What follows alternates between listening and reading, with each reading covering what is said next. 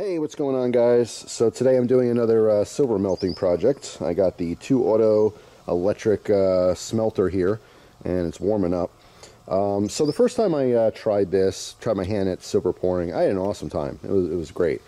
But the mold that I had that came with this kit, they had various sizes, and they had a 1 troy ounce round. Now the problem is the mold was exactly 1 ounce, and so when you're pouring 1 ounce into a tiny 1 ounce piece, it was incredibly difficult, almost impossible to pour it kind of perfectly.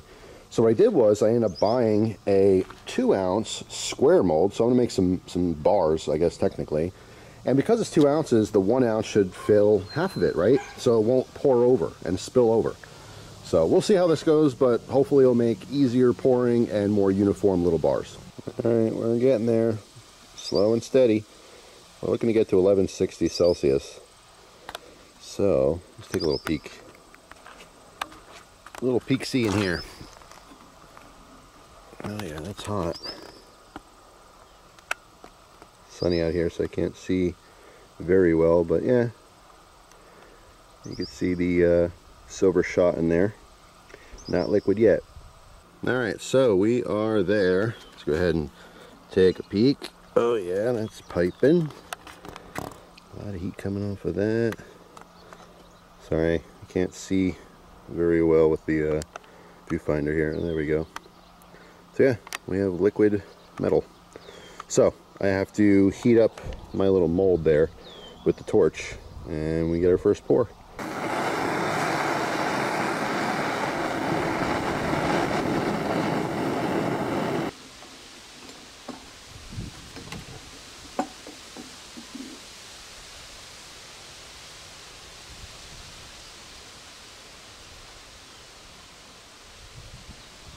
Ah, damn it.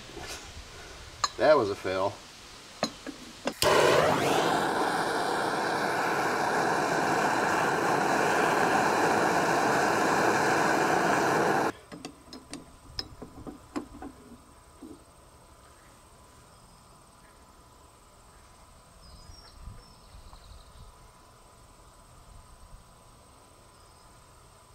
Okay. Definitely a little better. We're going to see exactly, actually I'm going to leave this out for, I'll put it back. There's a little tiny bead that popped out of there though, so I don't know about the weight on this one. Let's see something this closer. You guys can see it. We'll dump our little bar out. Grab it here.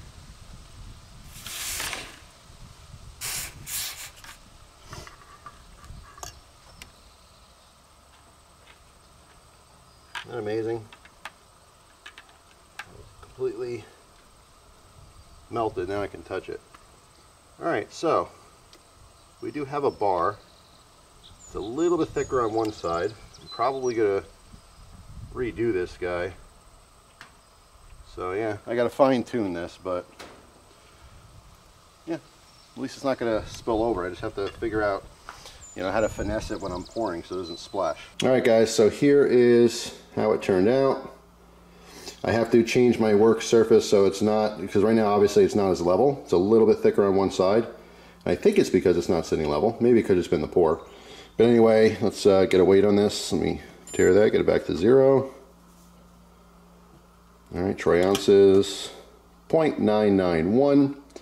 And here is the bead that splashed out. And there you go, 1.002 ounces. So I have these pre-weighed out. They're all just a hair over an ounce to make sure that I do get a full ounce in every one of these bars. So when I pour it, every little bit of it has to make it into the mold. But yeah, like I said, the good part about this stuff is you could screw up as much as you want. You just keep melting it and trying again.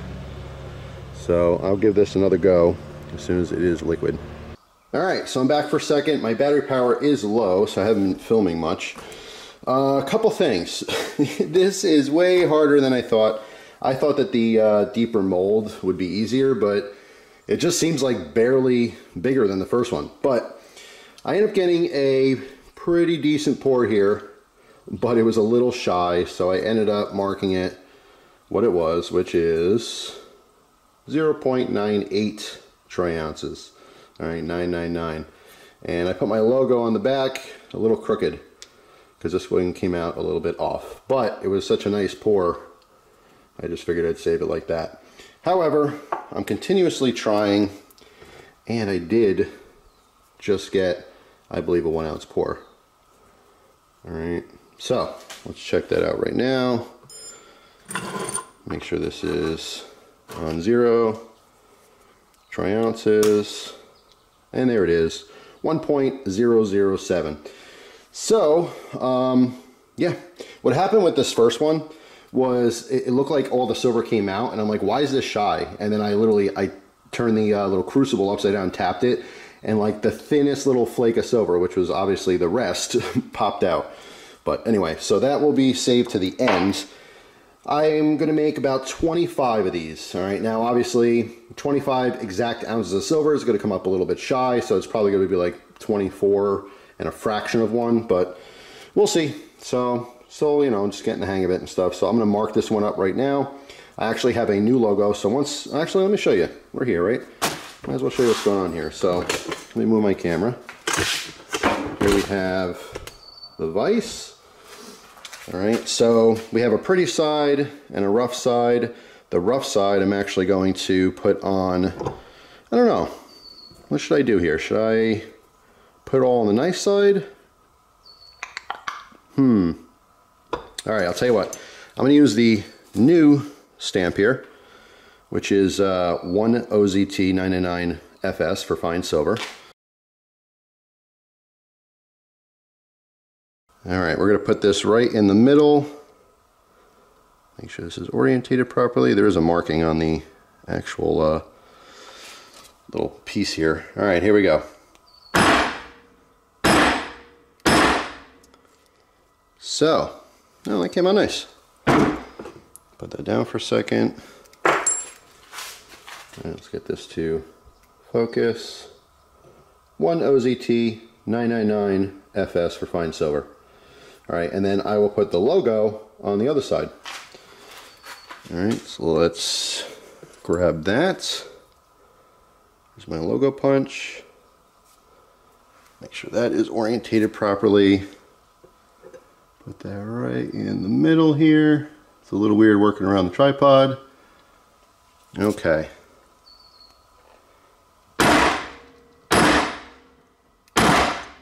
That first hit has to be pretty good to kind of set this in there and cut into the silver. All right, so, by the way, I did burn myself.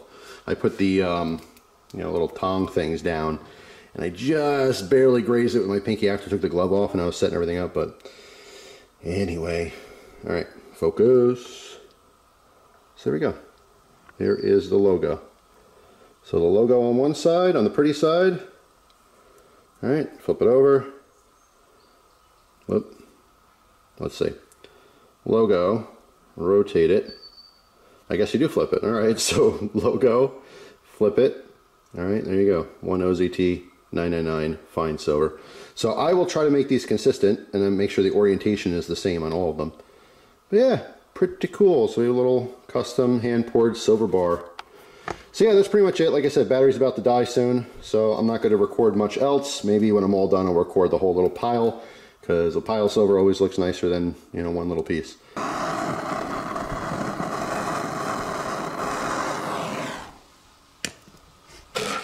right. I was definitely in a groove before. I grabbed the camera, and then of course, it was a mess.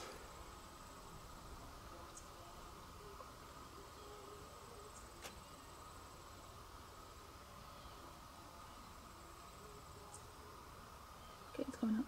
There you go. Perfect. My wife, the guide. She's behind the camera right now. All right. So, all the silver made in here, which is the good news. I love that. It's cool. All right. Now we got to go weigh it, of course. But it's nice and flat. I did even up this stone. So let's do a full shot here. Hold on a second. Let me take my glove off. Take you out of the tripod here. Carefully. All right. Fix my thing. I can't see crap. Where am I?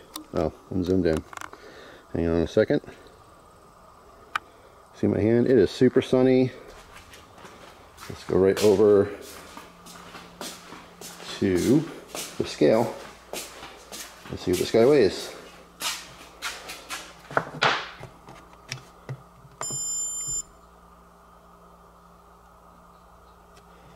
Alright. If everything's good, this should weigh 1.007 or 1.008. Oh, 1.004. That's good with me. I definitely want to be over 1 ounce for sure, so anyone can throw this on their scale. I do calibrate this scale to make sure it's correct.